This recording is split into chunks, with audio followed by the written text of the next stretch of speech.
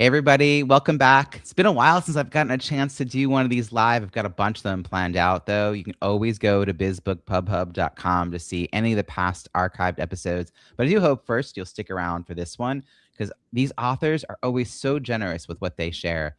Now, let's formally introduce this week's episode. You've been thinking about writing a book. Maybe you even have a working title or a rough outline, but before you invest months of your time and energy, there's an important question to ask. Is the book you're considering actually worth writing?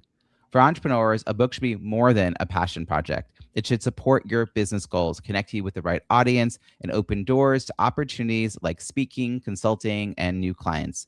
But too many authors start writing before they thought strategically about what the book is meant to do. And that's why I created the Author ROI Lab. It's a small group program designed to help entrepreneurs step back and evaluate the real potential of the book they're considering. And then together we can look at your audience, your business model, and the outcomes you want to create so you can decide whether the book is worth writing, and if so, how to position it for meaningful results.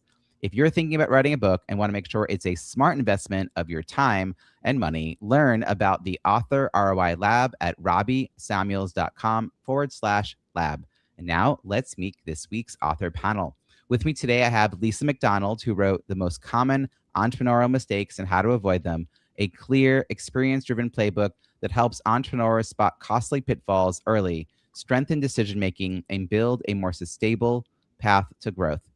And Nikki Green, who wrote Chameleon Mindset, Creative Ways to Embrace Change and Build Mental Resilience to Transform Your Career and Life, a practical guide that helps professionals navigate change with more confidence, build mental resilience, and make intentional career and life pivots. Please join me in welcoming Lisa and Nikki. Lisa, I'm going to kick things over to you. Who did you have in mind when you wrote this book? And welcome. Oh, well, I was approached to write the book by a publisher who publishes for MBA programs. And so they really, really wanted somebody who had been an entrepreneur for many, many years and knew how to do the street smarts of building your own business. So it's definitely geared to entrepreneurs. And they also wanted some of the science to back up what I was saying. So that is who it was first targeted for. But I'm finding that a lot of seasoned entrepreneurs really like it to go back and review the basics so they can go to the next level. So it's both for the first people who are just barely interested in entrepreneurship and starting out, and for those who are more seasoned and want to go to the next level. I have to say, this is like highest compliments to you, but this is one of the 3 books that I suggest to people who are brand new to entrepreneurship. Like if someone gets on a call and they're like, I'm still trying to figure this all out. I was like, okay, profit first. I tell them your book and I tell them to read my second book, Small List, Big Results. Because I'm like, even if you read one of those 3, but like pick these books just as a way to like take action and know what's ahead. I think it's really smart how you've shared all that. Nikki, I can't say I've done the same with your book. Let's hear more about your book though, so I can add it to my list. Oh, fantastic. Well, it looks like Lisa and I have a lot in common, so I'm excited about talking to everybody today.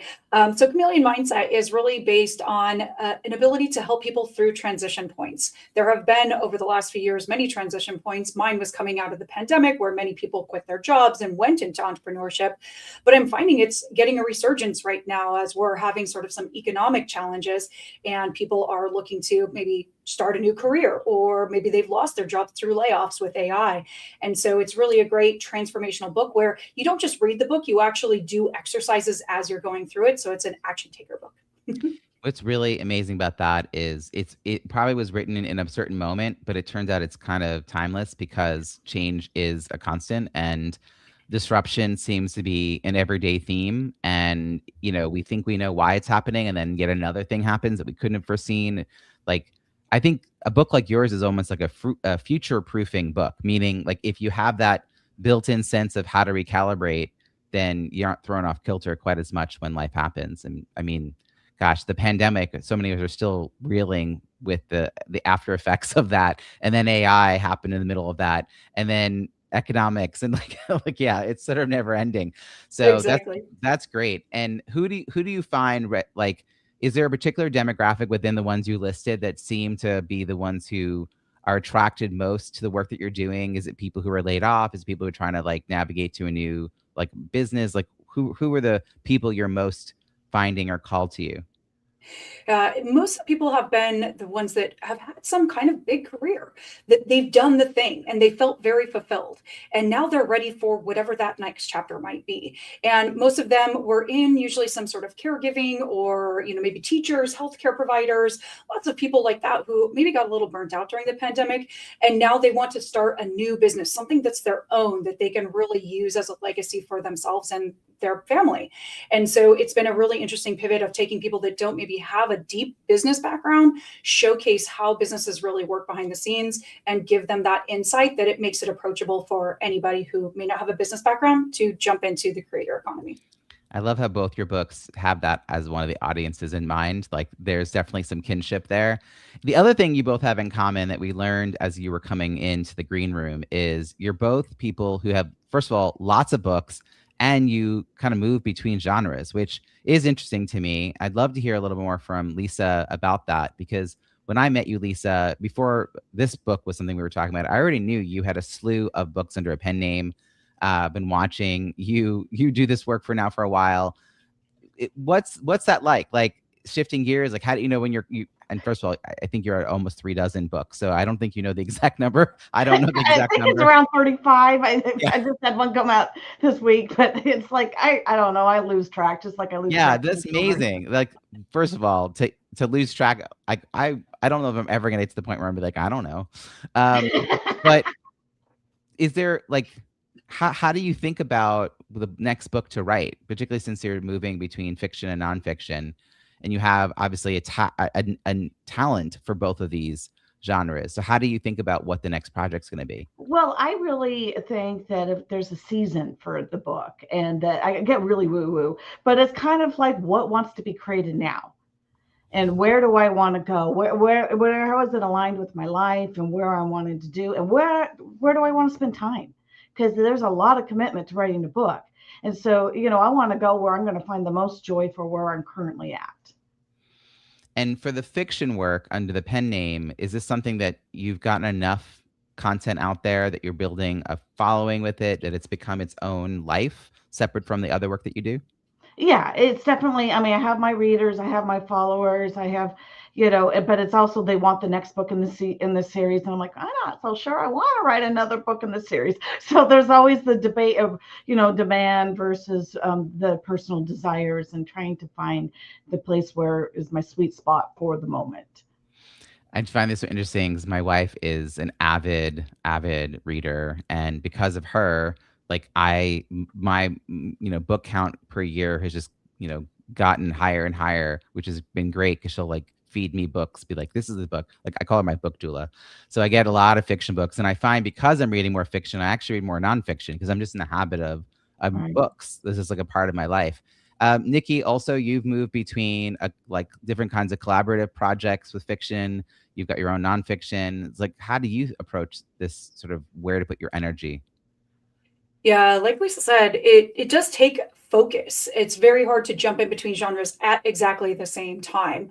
And so you really have to think about where is your headspace right there? Are you feeling more creative, that you want to really tell stories and you have these characters in this world building, depending on the type of fiction that you do. I do very elaborate fantasy science fiction stuff, so it takes a while to do the world building. But I do a lot of it through collaborative projects with my writing group here in Chicago. And every year they do an anthology. So I just commit that every year I will write at least one short story as a part of that. Now that may later become a longer novel, but at least it gets me kind of in that creative space so that I do that. But what I find is that fiction creative space also allows me to write better nonfiction, because nonfiction gets a little dry sometimes if you're just talking about stats and statistics, unless that's really your audience. When you're really trying to get people to do transformation like I do, you need to tell them stories to bring them along. And so the better my story writing can be, the better my nonfiction writing gets as well. So in the world of nonfiction, I have been really like on a soapbox about changing how people think of success. Stop the vanity and focus on the strategy. And I'm curious because I think my process of focusing on reviews, like, it applies to fiction. I always say, like, I'm not the person to hire because my job is to help people figure out how to make money off the business related to the book, like the speaking and the coaching, etc. Whereas that's not the role that a fiction author is trying to have. So, Lisa, what is success as a fiction author, and how does that differ from what you hope to have happen with a book like the one that you are here talking about? Well, success as a fiction author for me is also another thing. It's like I'm not going to do on exterior success on how many book sales, how many reviews, how many this and that, because that I can't control. Long time ago, I decided that I was going to commit to the muse, and I was going to honor my vow more deeper than I do my marriage vow. And I honor that. But my writing and me, the muse, we are married, and I'm never going to give up no matter what the outside world does. And it helps me to keep zen and to really tap into my own creative powers and not worry so much about all the pressures.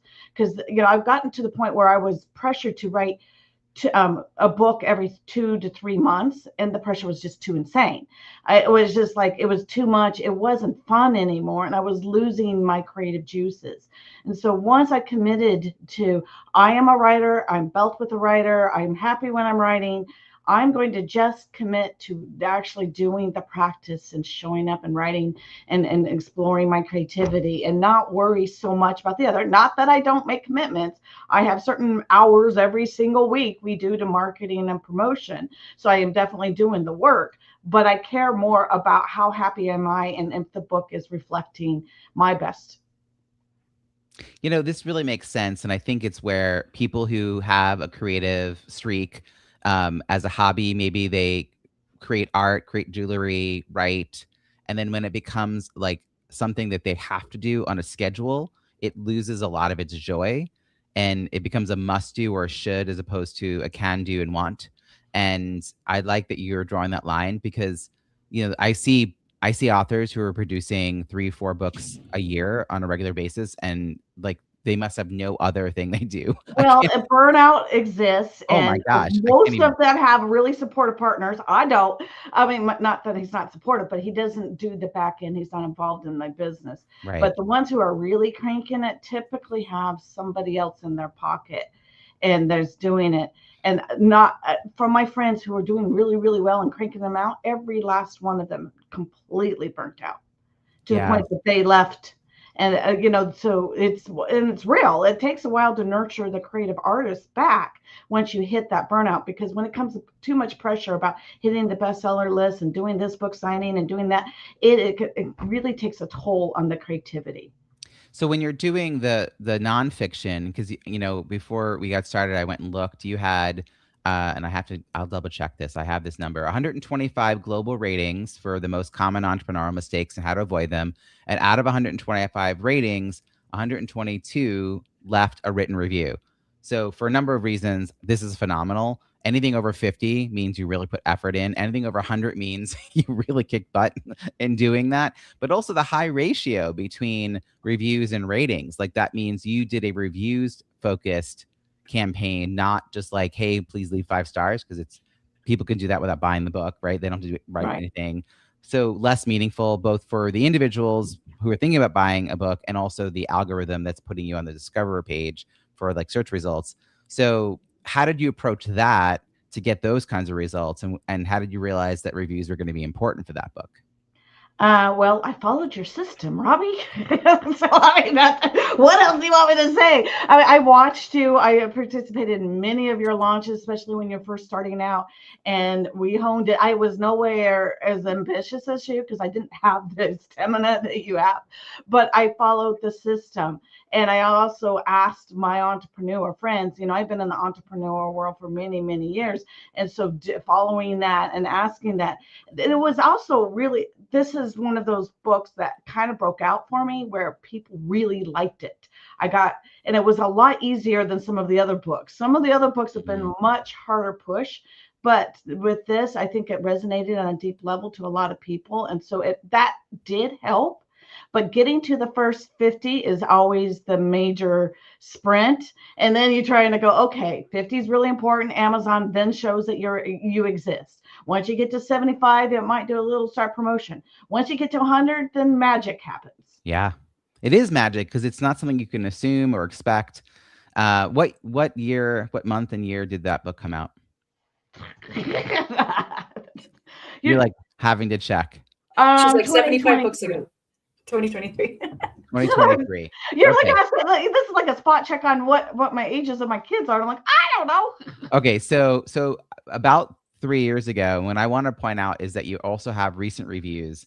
So you have reviews, from January 26, November 25, a few of those, a bunch in 2025. So the longevity of a book's success on Amazon is a combination of the quantity of reviews, the quality. So, the fact that most of them are 4 or 5 stars, the recency of reviews is a factor, because if you got all your reviews in 23 and then none since, you would drop down on the search results page. And then last is the verified purchase reviews, which is out of our control beyond the launch week. Like if you get your launch team engaged, then you can be like, buy the book and then leave a review. But beyond that, often we're doing bulk sales. Nikki, you also did great. I can't say that you're quite the same numbers, because she really kicked it out of the park. But you've got 28 reviews out of 31 ratings, which also tells me you did a reviews focused effort, right? It's not just a bunch of 5 stars. Here's why this is important, Nikki. There are really well-known entrepreneurs that I look up to and love and admire and refer to all the time. A third, sometimes 20%, maybe a third of the people who left a rating leave a review. So to have 28 out of 31, like that shows people care. So how did you approach that? And because they don't, by the way, you can't even get 20 reviews without effort. Like honestly, like most people have 5, and the last name of at least one of them is the same as the author. That's what I found. Until So how did you Amazon approach this, Nikki? figures that out and then kicks them off. Yeah, Yeah, exactly. Well, and that's the tough part. And actually, I'm going through a process with the writing journey here in Chicago with our latest release of Awakening, the Unreal, Untold, and Unexpected, is this same process of reviews is not a one-time thing. Don't just do it when the launch happens, right when it happened. Yes, you'll get a burst of people that care. Hopefully not your friends and family saying, my daughter is the best writer ever. But you got to have someone that really is going to review it and talk about it. But then let's continue to do it in batches over and over again. And that's why I keep pairing up with you, Robbie. So that way Chameleon Mindset lives a long life. We talk about always kind of one of the great mindset books is, Think and Grow Rich. That book is 100 years old over now, and it's still continued to be talked about. Well, how do you get talked about 100 years from now? Is you're going to have to keep getting people to remember to go purchase it, to remember to go write a review and talk about why it's now relevant today when, it might've been written a while ago. So that's the way that you kind of keep that longevity and keep that review focus, that you don't just do it during launch. You got to keep doing it over and again. Well, you just led into something I always like to ask about, Nikki, which is the reasons to say yes to joining this collaborative effort around the Kindle Flash sale. So you've been doing this for a few times now. How does this fit in with your overall marketing? And I want to also acknowledge that I am asking folks to drop their Kindle book price to 99 cents, and I sometimes have authors who are like, "Wait, what?" And then there are people who sign up and they're like, "Wait, you want me to do a whole bunch of other stuff, like not just sign up?" And I'm like, no, this is a marketing review effort. Like there's a lot. I'm working on a whole AI help desk. Like I'm really going all in. So I mean, Nikki, you're like a very established entrepreneur. You have lots of marketing experience. So why is this one of the things you're doing? It's really one of those things that I always talk to my clients about is there's things we're good at and there's things we need help on. Reviews was something where despite my efforts, it still somehow didn't quite have the magic as when I was a part of your sales. So when I did the first few and I saw the reviews come in and then I saw the sales boost afterwards, then you start to make the correlation. Sure, I can give away a free or a couple of cheap copies, at the ebook, and which isn't costing me a lot from a cost perspective. I get a few cents on the back end with the royalties. But later, I continue to get recognition. So I sell more paperbacks when I go to author fairs. So I get more speaking gigs where I get the real cash, where I bring in more coaching clients to, again, talk about their actual business. So being short-sighted on like, oh, I have to drop my book to 99 cents or whatever, doesn't really understand the bigger picture of why you're doing that. And just like any product goes on sale after a while, my book's been out a bit, so it's okay. Let's go ahead and talk about that there's uses for that material beyond the book itself. Yeah, it's the people who don't realize that they're not actually in the business of selling books. The books, yeah. Which maybe it's because you both have so many books. And Nikki, could you just share a little light? Like you've said maybe 8 books. Is that? Yeah, I've got 8 books now with another 3 in the hopper. So there's always a churn of like, let's see what else we can work on. I keep a couple of projects just like Lisa, kind of working in the background depending on how I feel. So that way, when I'm ready to dig into one more deeply, there's already some starting pieces, and I keep that writing habit going. Yeah. Lisa, you've also been part of this for a little while. What are your thoughts on the Kindle Flash sale? Well, it's one of the things I love is meeting other authors who are in the same industry, because there's some really fabulous people to meet and to to create lifetime friendships with and to bounce off. And some of the books I learn a lot from, and I'm like, dang, this is good, and it's really really helpful. So like the book that your second book, that changed my life. It's one of those things I recommend to my clients, and it's one of those things that's very helpful to have a pile of resources, especially for my clients, because I want them to have the best changes. So one of the things I really love about that is just to be able to find out about the books, to see what's out there, and to really have a great relationship with other entrepreneurs. And I found that entrepreneurs are very giving bunch.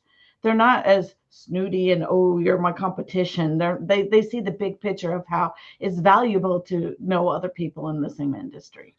I think that's particularly true when people are self-selecting to be part of a collaborative project like this, where it really is a rising tide lifts all boats kind of mentality, and it's not about scarcity; it's about abundance. And I think I the reason this has gotten so much better over time, this campaign, is because authors keep showing up and being more and more creative. Like we do LinkedIn Lives now, and I'm not the one running them all. Like other authors are stepping up to either host because they have experience or host because they want to learn how to do it. And authors are like, I'm willing to be a test subject and be on a panel with you and we'll figure it out together. So it's just, I don't know, just like, so, and the AI like imagery that people were creating last time, just completely different. And I learned some of the techniques that the other authors were using. I was like, oh, dang, that's good. Yeah, no, I mean, I'm like, wow, my swipe copy file is like bland, and then they show up and they like add a whole bunch of cayenne pepper and make it spicy. I'm like, wow, that is so different. But everyone's got a different strength, and they don't see sharing that as taking away from what they're known for. In fact, it actually highlights what they're known for and makes them someone you want to hang out with. Now, I said I read a lot more nonfiction now, and it's largely the books from these Kindle Flash sales that I'm like, I make a list, and I'm like, I always try to limit it a little bit because I'm like, 12 maybe is a reasonable number to dig into in the 3 or so months that in between all the other things happening. But man, there's a lot. There's a lot of good content out there. I've been pulling these books into Speechify or through Amazon's Alexa app and like playing it on audio because I'm buying the 90% Kindle. It's not ideal, and I wouldn't suggest it for a fiction book, but for a nonfiction book, it's kind of okay. And I like that I can also look on the screen and look at the text or look at the diagram, which is always a mystery on an audiobook. Like, what's that diagram? I'm sorry, what are you describing? So it's a good combination. Yeah, I'm a big audiobook fan, so that's how I get through so many books. I would love to hear about marketing strategies that have worked. So that's my next question as I give you a chance to think about that, whether it's, bulk sales through some projects or signing up to be part of some sort of expo or, like giving your book away. Like, I'll come back to you, Nikki. What are some of the ways you've managed to get whatever books, either this one or any of your other books, like out into the world? It sounds like you've got this amazing collective that you work with in your area. That's probably a big piece of a sort of community piece. But what are your thoughts for marketing? So I do a lot of speaking, first of all, whether that's on virtual stages like this, whether it's in person here in the Chicago area. I also fly to events all over the place. And that usually includes either purchasing the book in bulk where everyone in the audience gets it, or I have some sort of table in the back where I can sell them. But because I do both fiction and nonfiction, I also do a lot of events like author fairs, Book Con, Capricorn, those type of events.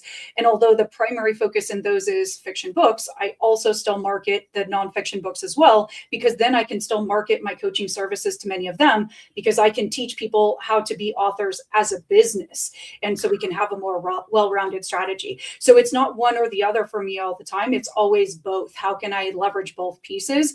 And so I'm always marketing both elements and just showcasing too. This is a part of my transformation. My transformation was from corporate writing emails into doing all of this when my English teacher told me I wasn't that great of a writer. So. Wow. I hope she's listening. Okay. Exactly. This piece you just said about how you could be gathering fiction authors and people who are coming to your table because you've got these books, but then you introduce the fact that you also can help them create a better business. Because if they only have one book, they're probably not thinking about a business. But when you get into this, like writing a series and developing a platform and figuring out who your audience is and thinking about marketing, like it is a business, and someone has to teach them that. Like that's not an instinctive thing, particularly if they came into all this through a creative lens and like that's the part they enjoy. They weren't here to like manage spreadsheets and download, the royalty statements and figure out marketing plans. Lisa, you've also like straddled these two spheres. Like, do you find yourself, giving advice to fellow fiction authors who are trying to maybe be a little more, not just prolific in their writing, but like in their reach? Well, of course, yes. So it's, I mean, that is an important thing. And there's a 5 trillion different ways of marketing your books. And so it's really matching your personality, what's going on in your current life, because, different situations will require different things, and just really looking where the sweet spot is and what your readers will respond to. And I've noticed that everybody's readers are different. So just because it works for other people, it doesn't necessarily mean it's going to work for you. Yeah, I get that, because sometimes it's like jump on a bandwagon. I made like a ton of those LinkedIn carousels with and they were a bit of effort, and I had so many reviews. So it was a way to repurpose these reviews. But I can't say that anything happened because of all of that. I mean, they're branded. There's like 5 or 6 really thoughtful reviews, right? It just took all this work to set that up. But I did it steadily for a few months, and then I just didn't think those posts were getting much traction. But it was a really good idea and worth an experiment, right? Like finding ways to repurpose, nice things that people say about us is a good idea. Test and tweak. You just never know You never know. Respond. It's just one of those things where, once you start figuring out your audience, like I found out to my dismay that my fiction readers really love the sappy. Oh, they just love the sappy. So I'm always gushing on how great my husband is, and he did this wonderful thing, and they all, and they just love it. They just love it. And I'm like, oh, I'm gonna have to find something else gushy to say, because that's what they really love. And I'm like, okay, then I will give you more of that. Wow. But one of the marketing things that I just thought of, Robbie, as we were talking, I was like, I take excerpts from my business book for my business newsletter, and I just do a little excerpts of it. And I'm wondering if that's why I have the consistent sales throughout the years, is because there are people who are like, oh, I just love it when you give the excerpt from the book and then you give application to now. That's brilliant. Right. Yeah. I think what both of you are really good at, that I'm going to call out, is you're not just writing a book and putting it away. Like, even though you have so many books, you're always thinking about like how to bring it forward in a way that makes it like good context, whether it's building an audience that's going to be hungry for the next book in the sense of the fiction series, but also for the nonfiction, like, whether it's out there speaking, or whether it's, sharing content and excerpts through an email list. Like, I just think a lot of authors, like a lot of entrepreneurial authors, write a book in a checklist format. Like, they're like, done.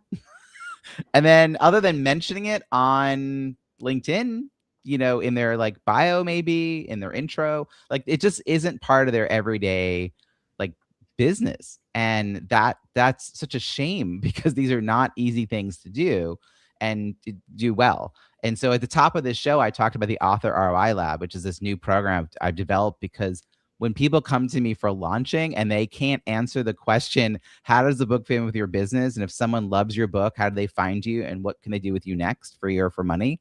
and they go, and I'm like, the book already exists. Like, this book is not a thought. This is a reality. Like, Well, they come to me because I'm a book coach, right? I help people write books, and they come to me and they're like, when I ask them, okay, where do you stand in the marketplace? What is the main idea? There's a little, it takes a lot of effort. And that's one of the biggest boulders to figure out is what is this book about and who's it for? I see myself as a neutral party because I'm not a writing coach, developmental editor, or publisher. So I don't actually believe they have a book in them that's worth like connecting to their business.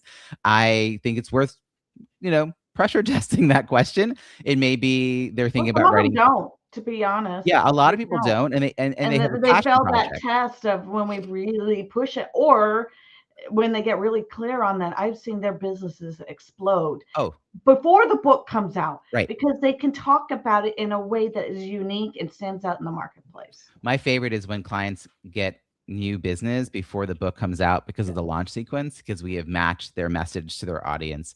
Nikki, looks like you want to jump in. This is like, to me, this is the thing I care about, is like, stop wasting our time. Like, let's make sure we put something out there. It's worth it.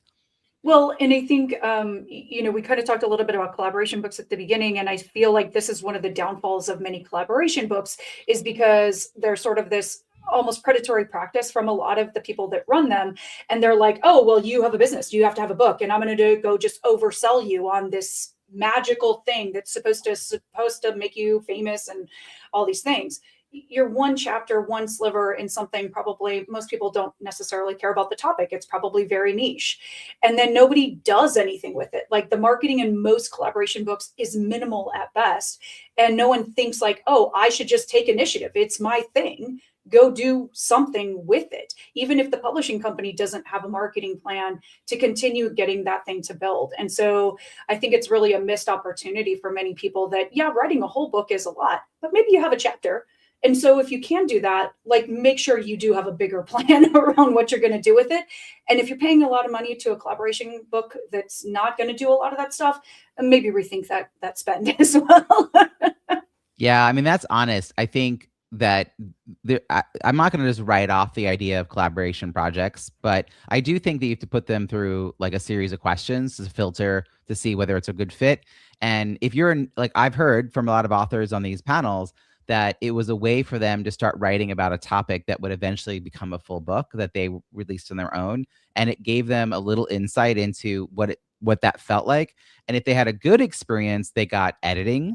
They got some insight into like, they weren't in charge of publishing, but they got to ask questions and sort of pay attention to the timeline and all the steps. And it just made the black box of publishing a book a little less murky.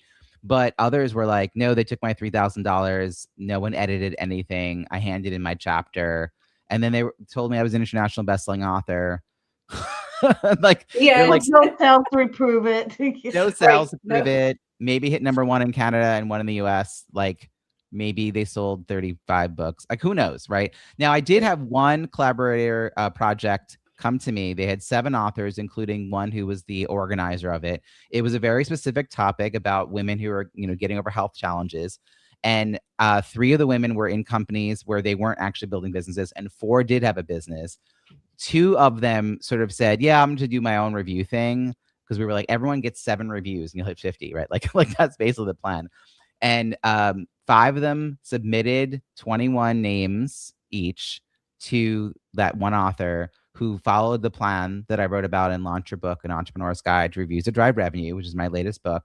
And those 5 people got 63 reviews, and the 2 who didn't submit names but said, yeah, we'll do it, got 0. So that was the best case scenario, is having at least one person. It doesn't even have to be the organizer of it. Like, you just need someone who's a marketing like bone to like pick this up. Yeah. Like, so Nikki, are you that person who sort of makes that effort for the collaborations you're a part of?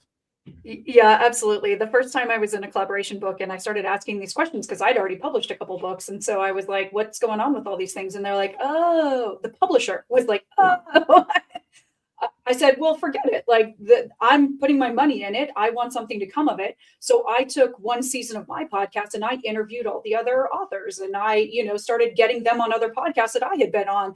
I was like, I'm not going to sit around and wait for people to market for me, because if that's the type of author you're going to be, you're always going to be sort of sitting around without a lot of followers and not a lot of sales. So I love that. I love that you They did that. don't You just market said, for you. They just don't. oh, It's, I have a good friend who did a collaboration for fiction, which is a lot harder sell. And that book hit New York Times bestselling. That was their goal, though. But everybody that was in there were all heavy hitters, and they had a very strategic marketing plan, and each person played. yeah. So it's really depending on who is going to do the work and the heavy lifting and the marketing and all of that. And I am of the bias that everybody should.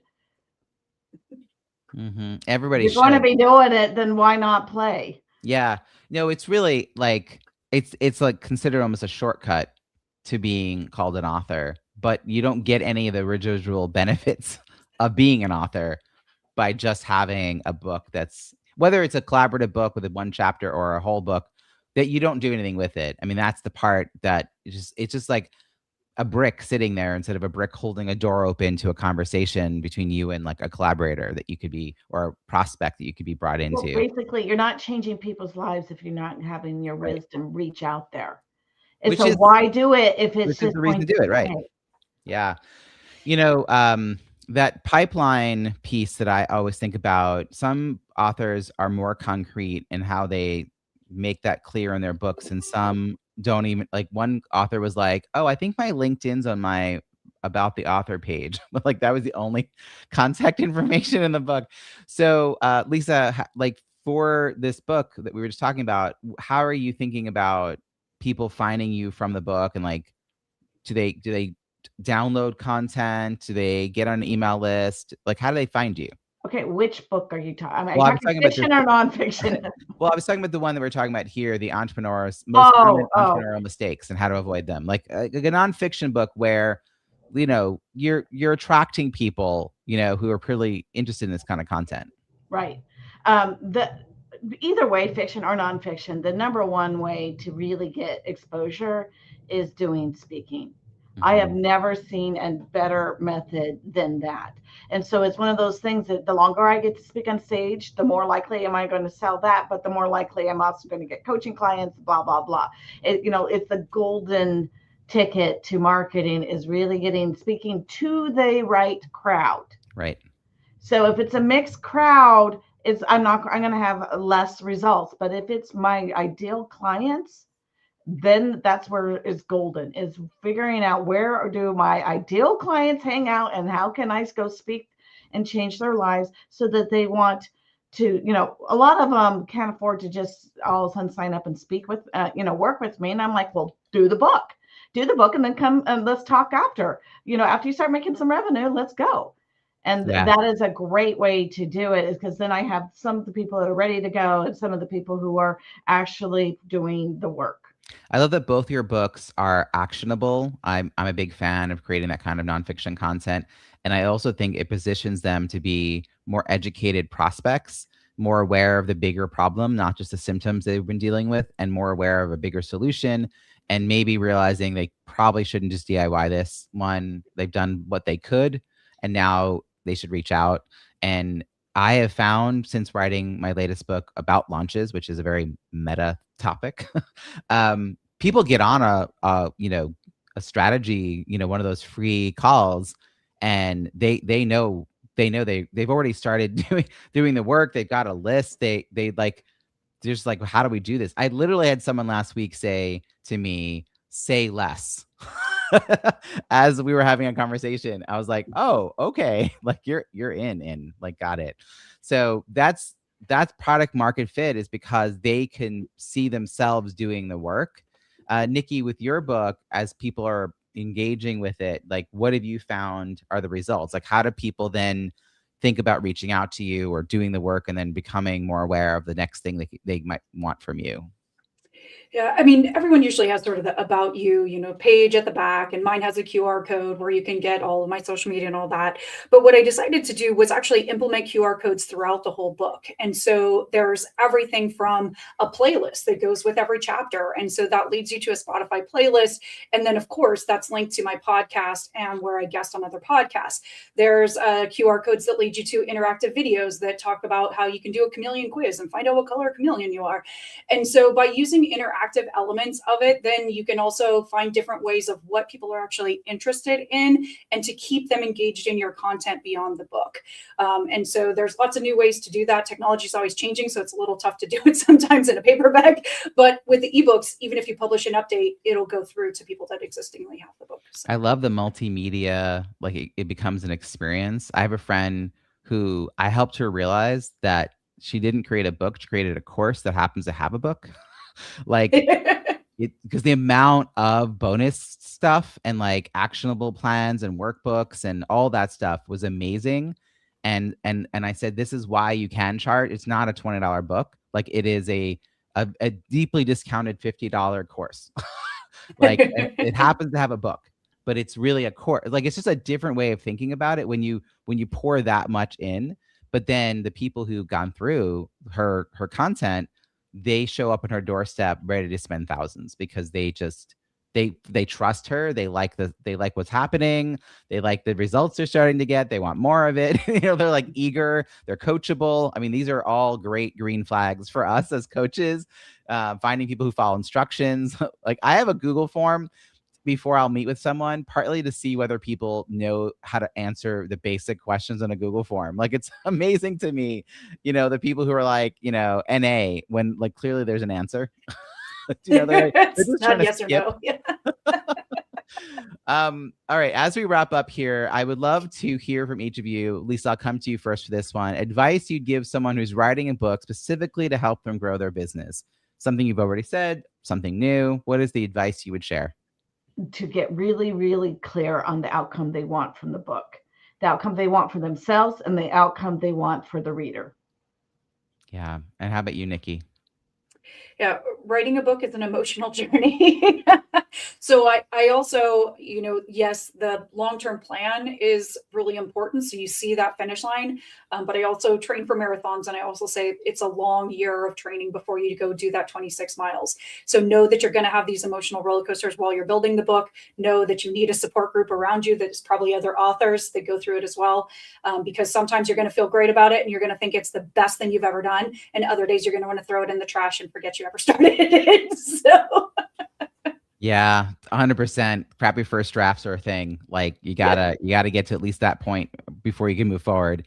People often say writing a book is like running a marathon, and I like to point out that at the end of a marathon, the runner gets to stop, but it's really a triathlon because writing the book is the swim, and then dripping wet, they run to the bike, and now they got to figure out how to publish, and then they finally get to the end of that, and now they have to start running, and that's the launching and the marketing. And you really have to train for and create a team for all three phases. And I think the first phase of just getting the book out of your head is just so daunting. I've been joking that the number one question I think entrepreneurial authors ask, and maybe this is true of all authors, is publishing. They want to know the publishing pathway. And I don't know how many publishing pathway sessions I sat in at conferences before I started working on my first book. And I think it was because I was like, well, what if I end up doing traditional and I only need to like write the proposal and I don't want to write a whole book? Like I was just so twisted about the whole thing. And then the second question when they get past that is about hitting number one. And both those questions are not the questions that you need to be asking. Like the thing that you just said, Lisa, is like understanding what the goal of all this is. And then for Nikki, it's like, what supports do I need in place to make this successful? I think those are much better questions to ask yourself.